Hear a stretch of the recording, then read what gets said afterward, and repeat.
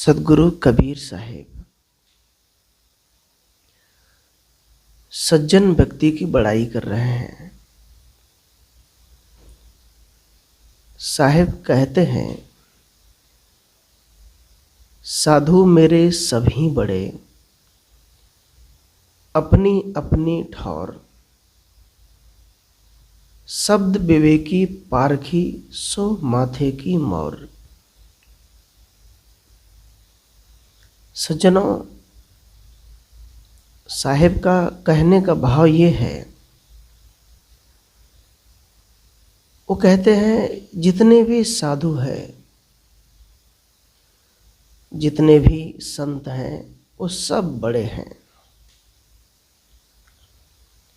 चाहे वो राम को मानते हो या फिर शिव जी की पुजारी हो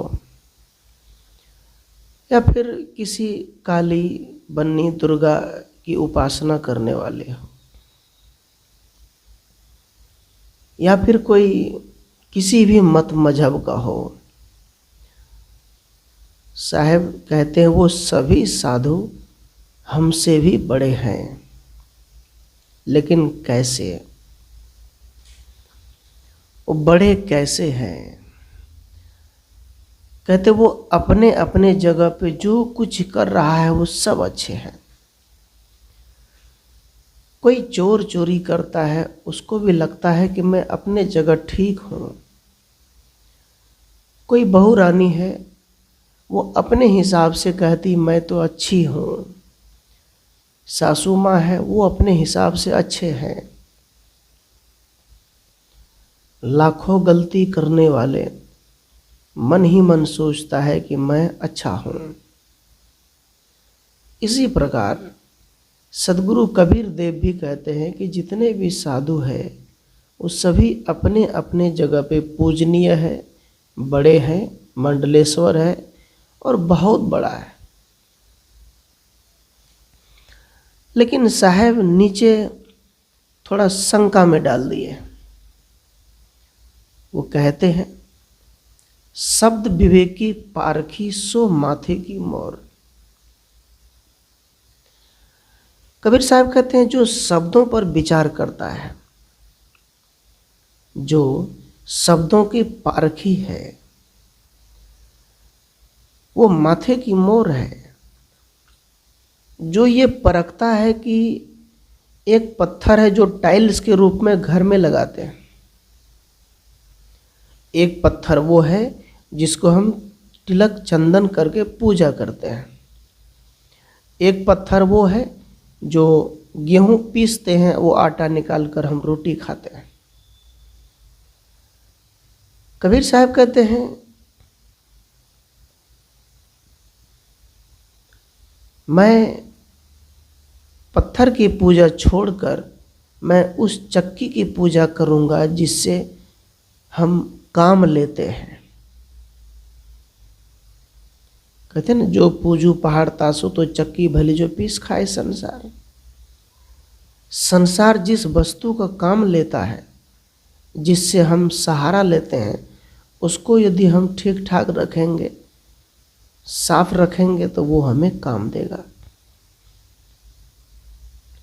यही है शब्दों का पारखी।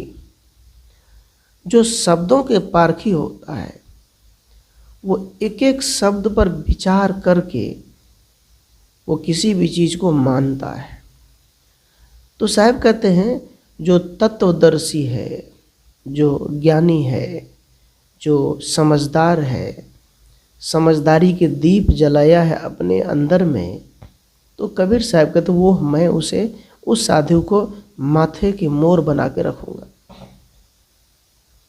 जैसे लड़के लड़की के विवाह के समय आने पर लड़के के माथे पर मोर दिया जाता है तो उनको शोभा देता है। साहब कहते हैं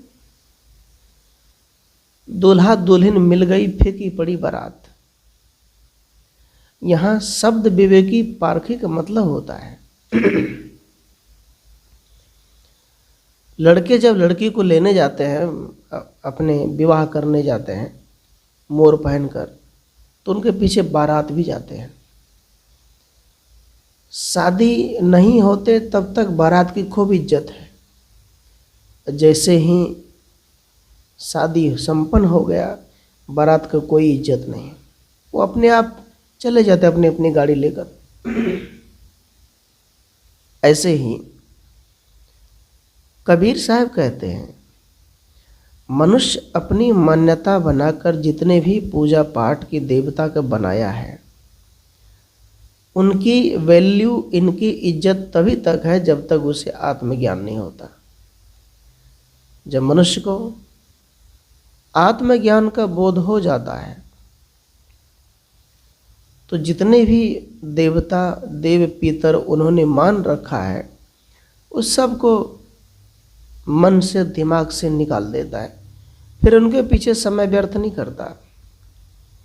कितने लोग ऐसे हैं 4-4, 5-5 घंटे पूजा करते हैं, भोजन एक टाइम करते हैं, उपवास रहते हैं।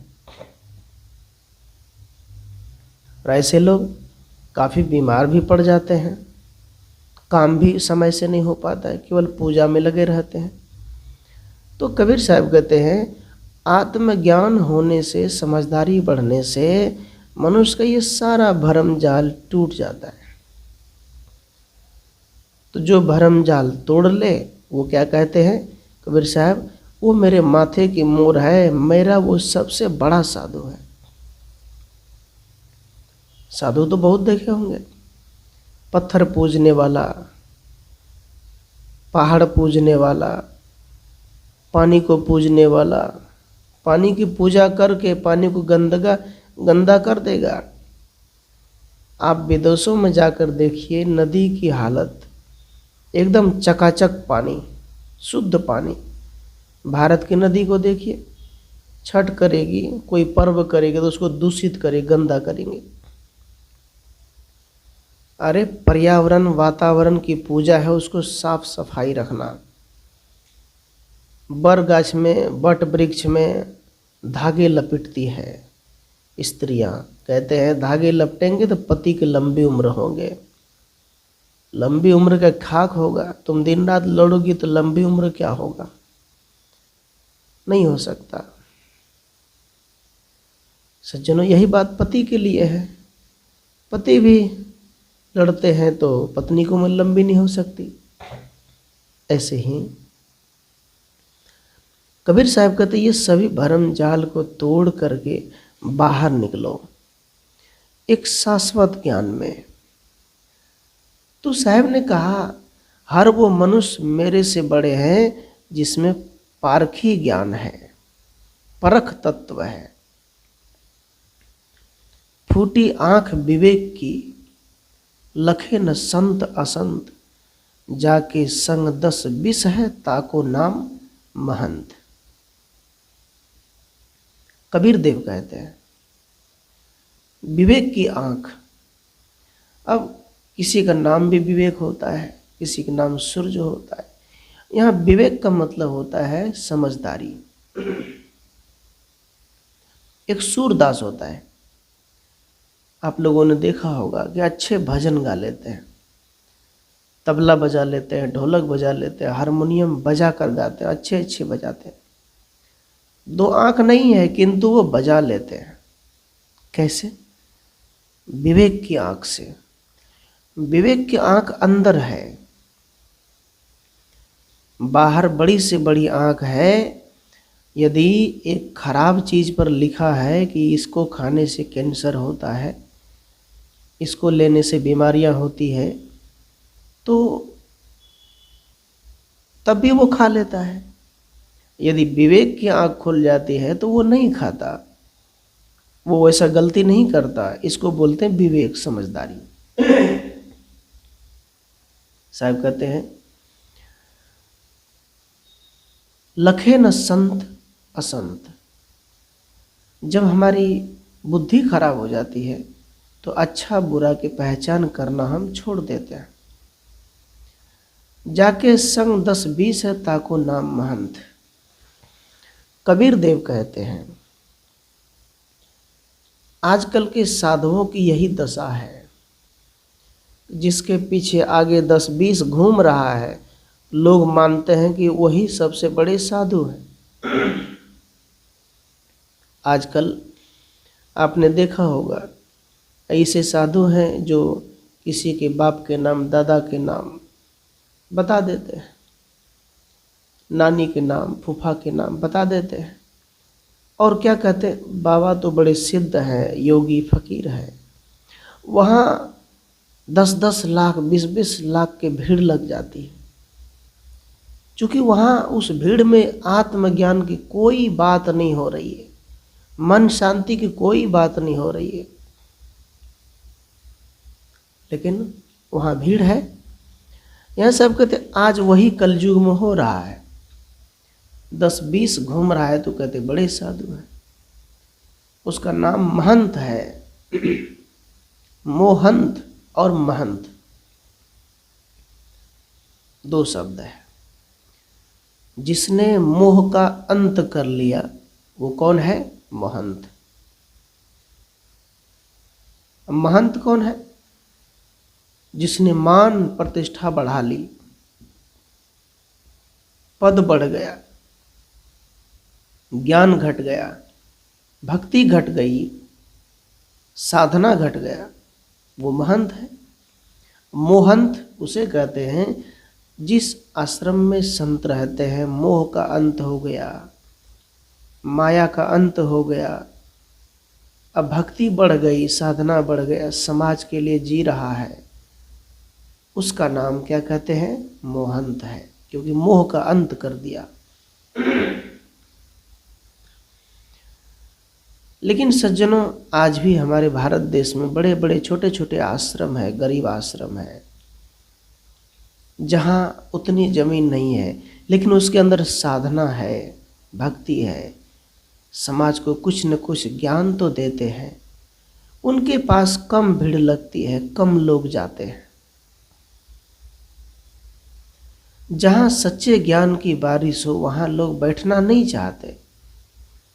जहाँ केवल कृपा बरसे रहे हैं, ईश्वर का दर्शन कराया जा रहा है, होता तो है नहीं, वहाँ लोग लाइन लगाते हैं।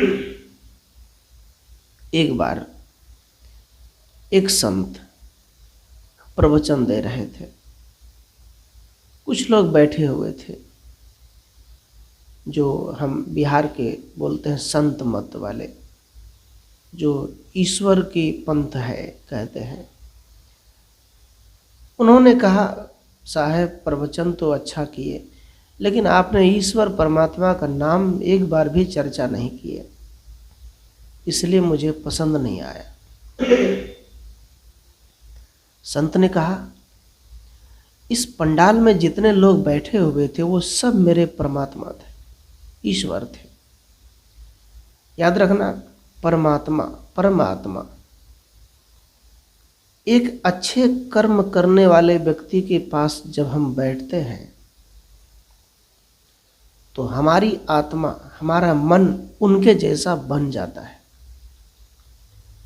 एक जगह हुआ संत के पास जब हम बैठते हैं तो हमारी चेतना भी जागृत होने लगती है।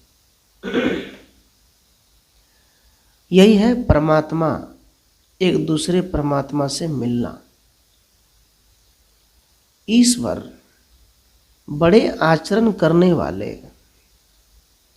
ऊंची सोच रखने वाले, सबको मिलकर लेकर चलने वाले, भक्ति को घोल कर पीने वाले, स्वरूप ज्ञान में लौटा हुआ संत ही ईश्वर स्वरूप है। क्योंकि आप किसी दिया को जलाते हैं, एक दिया जल रही है, एक दिया बुझा हुआ है, तो यदि आप दूसरे दिया को जलाना चाहते हैं तो उसको लाकर उसमें झुकाओ, टच करो, तो वो दिया जलेगा। ऐसे ही एक ज्ञानी व्यक्ति के पास जब अज्ञानी व्यक्ति जाते हैं और उनके पास झुकते हैं, दंडवत प्रणाम करके बैठते हैं विनम्रता पूर्वक, तब जब गुरु अपने मुखारबिंद से कुछ शब्द बोलते हैं, अब वो साधक यदि वो आत्मसात कर लेता है तो कबीर साहब कहते हैं वो दोनों ईश्वर हो गया, दोनों महान हो गया। मनुष्य ही तो मनुष्य को महान बनाता है। एक माँ चाहे तो बच्चे को बहुत बड़ा ज्ञानी बना सकते हैं, माँ और पिता। एक माँ बाप चाहे तो अपने बच्चे को राक्षस भी बना सकते हैं। बच्चा का जन्म हो उसी समय से संस्कार नहीं, बच्चा का जन्म नहीं होने से 20 वर्ष पहले से संस्कार दिया जाता है। अर्थात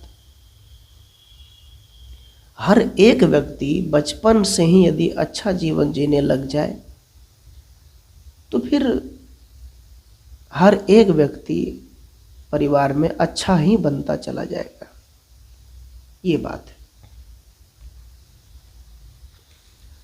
सज्जनों, आप यदि प्रवचन सुन रहे हैं तो मैं यही कहूँगा, आप अच्छे गुरुजन की तलाश करो जहाँ कोई भरम का निशान नहीं है। उसके पास बैठो, अपने आप को महान बनाओ। जब लग नहीं विवेक मन तब लग लगे न तीर, भवसागर नामी तरे सदगुरु कहें कबीर। कहते जब तक हृदय में ज्ञान नहीं आता तब तक कोई कल्याण नहीं पाता है। कबीर साहब कहते हैं सदगुरु की कृपा से संसार सागर से तो कोई बिरला ही पार होता है। सदगुरु की कृपा का क्या मतलब होता है? यदि संत प्रवचन दे रहे हैं, वहाँ बैठ गए, वो प्रवचन यदि अच्छा लगा, मन को शांति दिया, सुकून दिया और सुनते सुनते अपने आप जीवन बदल गया, वही तो कृपा है। तही साहेब के लागू साता दोई दुख मेट के हूँ सना था।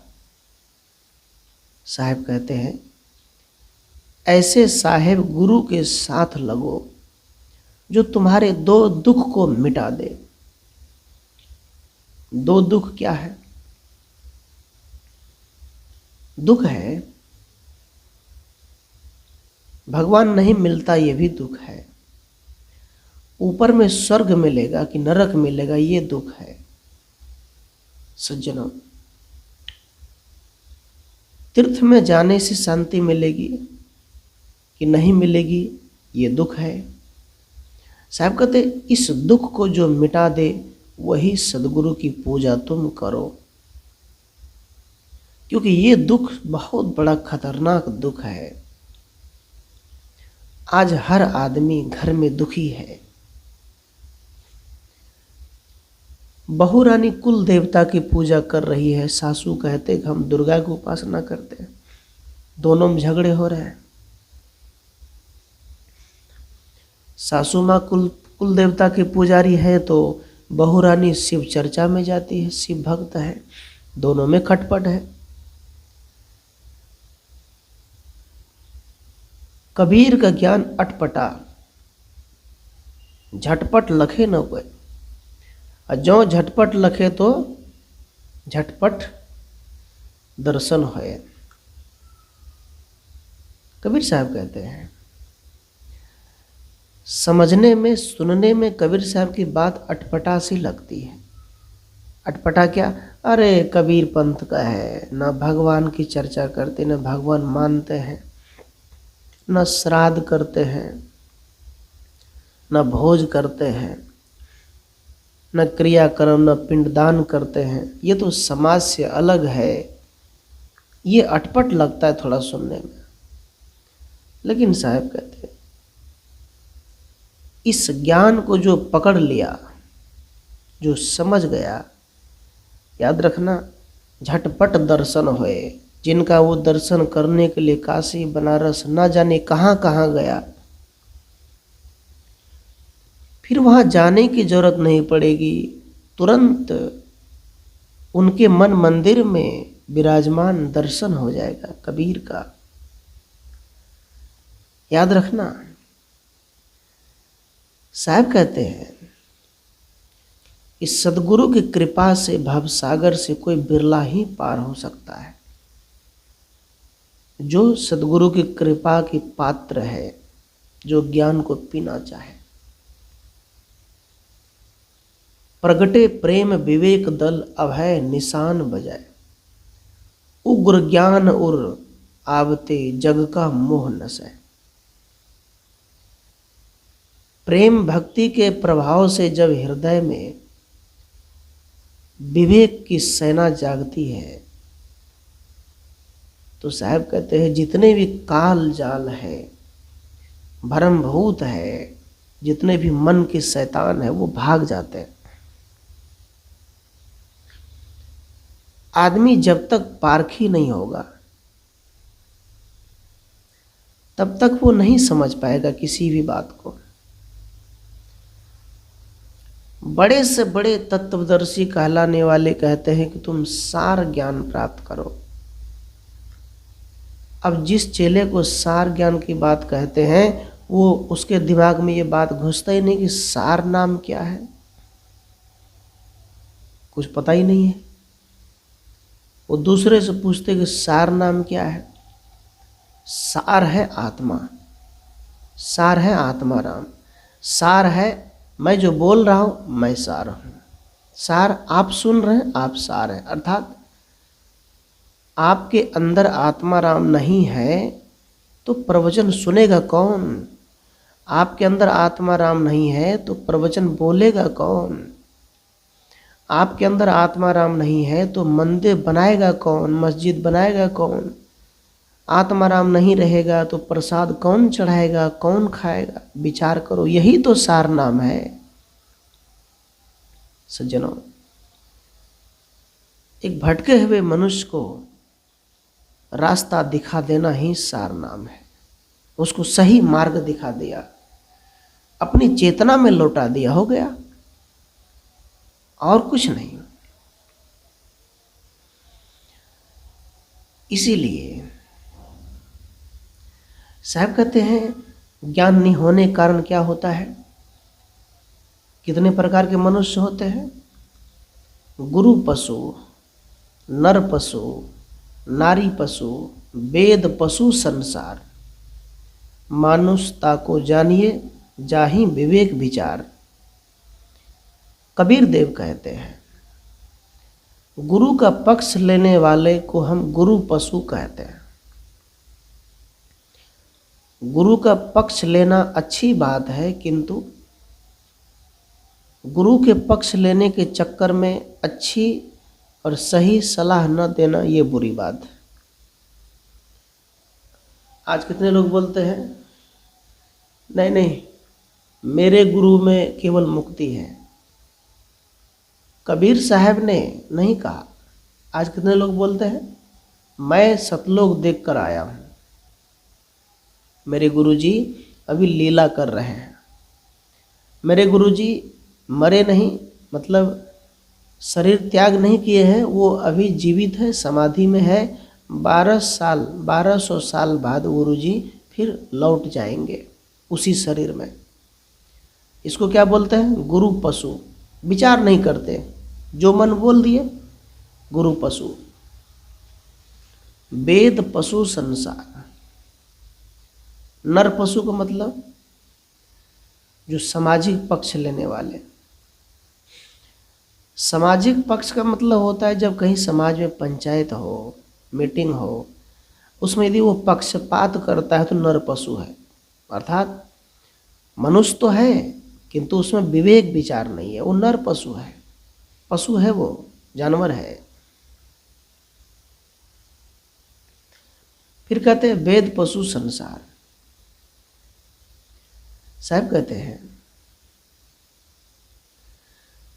जो केवल वेद किताब पढ़कर उसका उदाहरण देख कहते हैं कि देखो किताब में लिखी गई है तो आप गलत कैसे बोल सकते हैं। किताब में लिख दिए हैं। हनुमान जी सुबह में उठे और सूरज निकल गए। इसको हम वेद पशु बोलते हैं।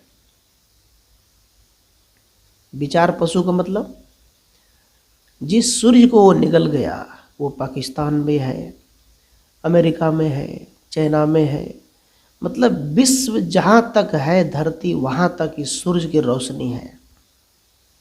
अब बताइए वो कैसे निकल गया।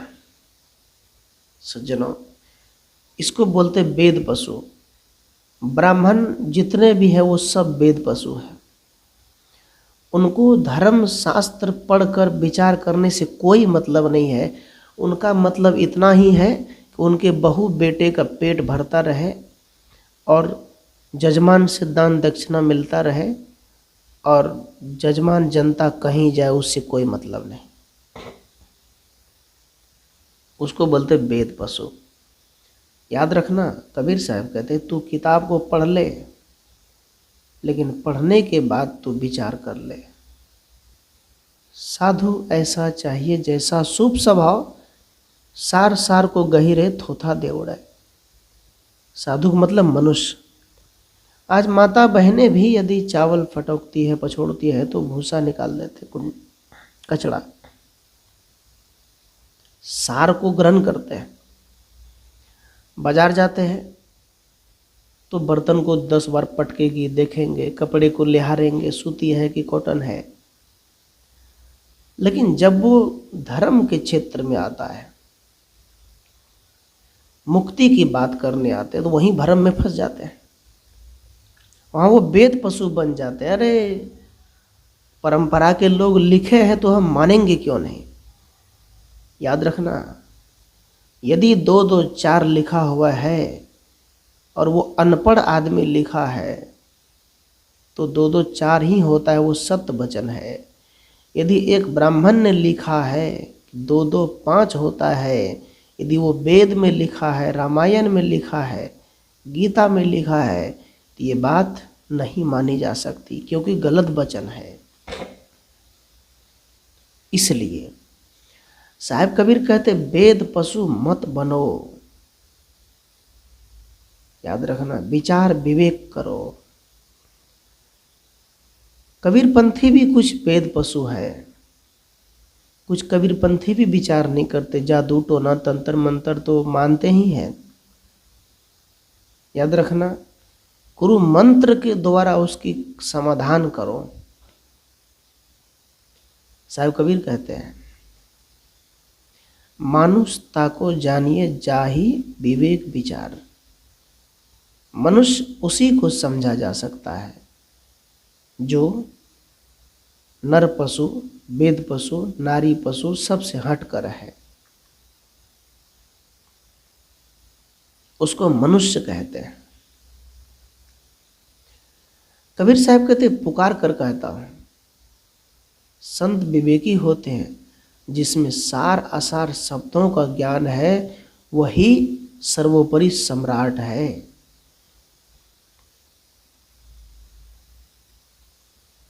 ऐसे यदि हम महामंडलेश्वर बन जाएं तो कुछ नहीं हो सकता।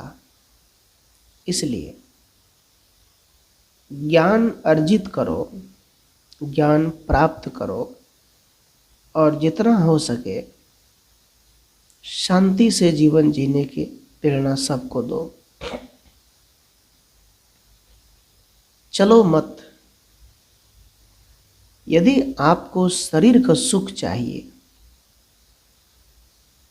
ठंड के समय में कपड़े चाहिए, शरीर का सभी भौतिक पदार्थ जितने उपयोगी है सब चाहिए घर के लिए, तो आप हाथ को चलाओ,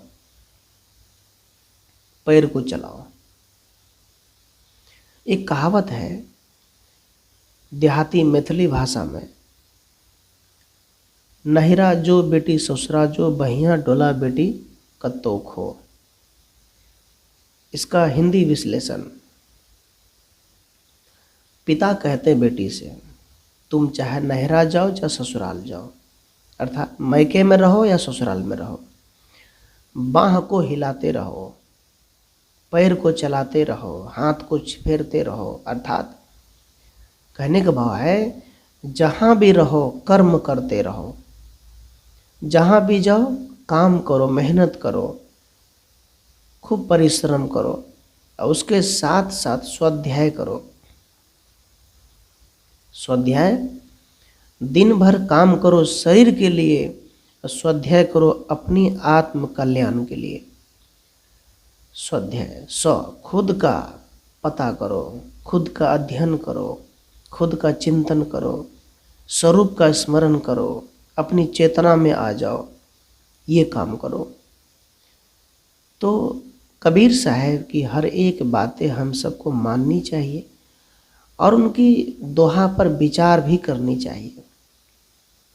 मैं निवेदन किया कि सभी साधु अपने जगह पे बड़े हैं, लेकिन जिसके अंदर पारक ज्ञान है, जिसमें विवेक दृष्टि है, जिसमें तत्व ज्ञान है, जिसमें आत्मज्ञान है, वही साधु सबसे बड़े हैं। कबीर साहब की ये मानना है। चाहे वो साधु कपड़े में हो, चाहे लुंगी पट फुल पैंट शर्ट साड़ी में हो, जिसमें ज्ञान है, परख दृष्टि, वो सबसे बड़े हैं।